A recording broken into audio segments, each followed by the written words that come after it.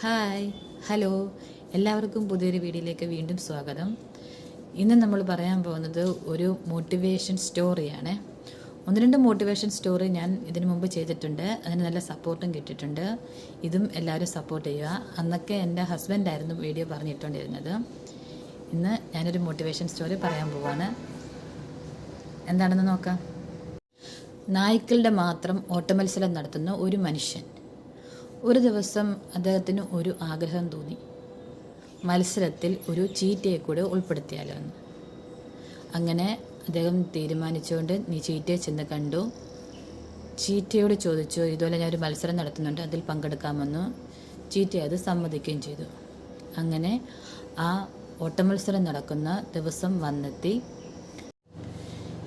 എന്നാൽ ഓട്ടം തുടങ്ങിയപ്പോൾ വളരെ വിചിത്രമായി ചീറ്റ അതിൻ്റെ സ്ഥാനത്ത് നിന്ന് അനങ്ങാതെ നായ്ക്കൾ സർവശക്തിയെടുത്ത് ഓടുന്നതും മത്സരിക്കുന്നതും നോക്കിക്കൊണ്ട് അങ്ങനെ നിശബ്ദയായി നിൽക്കുകയായി.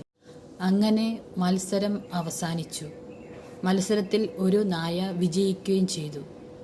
വിജയിച്ച നായ ഓടി വന്ന് ചീറ്റയോട് ചോദിച്ചു, എന്താണ് നീ മത്സരത്തിൽ പങ്കെടുക്കാൻ വന്നിട്ടും ഞങ്ങളുടെ കൂടെ ഓടാഞ്ഞത്? അതിന് മറുപടിയായി ചീറ്റ പറഞ്ഞു, ഞാൻ നിങ്ങളുടെ കൂടെ ഓടിയാൽ ഞാൻ ജയിക്കുമെന്ന് എനിക്കറിയാം. നിങ്ങൾക്കും അറിയാം, ഈ മത്സരം നടത്തുന്ന ആൾക്കും അറിയാം, പിന്നെ ഇവിടെ കൂടി നിൽക്കുന്ന മറ്റെല്ലാവർക്കും അറിയാം.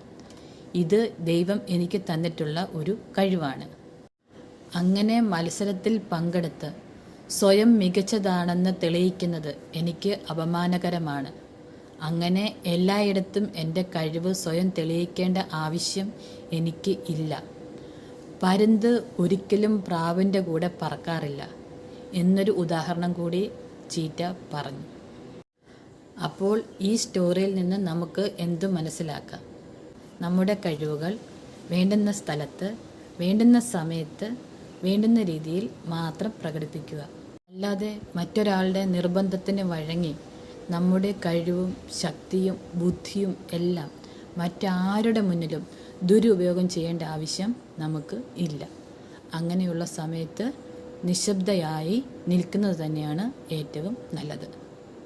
ശരിയല്ലേ? അപ്പോൾ എങ്ങനെയുണ്ടായിരുന്നു ഈ വീഡിയോ?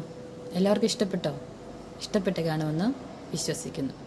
ഇനിയും നിങ്ങളുടെ സപ്പോർട്ട് എൻ്റെ കൂടെ ഉണ്ടായിരിക്കണം. എൻ്റെ വീഡിയോ ആദ്യമായിട്ട് കാണുവാണെങ്കിൽ ഒന്ന് ലൈക്ക് ചെയ്യാനും ഷെയർ ചെയ്യാനും സബ്സ്ക്രൈബ് ചെയ്യാനും മറക്കല്ലേ. അപ്പോൾ മറ്റൊരു മോട്ടിവേഷൻ സ്റ്റോറിയുമായിട്ട് വീണ്ടും കാണാം. അതുവരേക്കും ബൈ.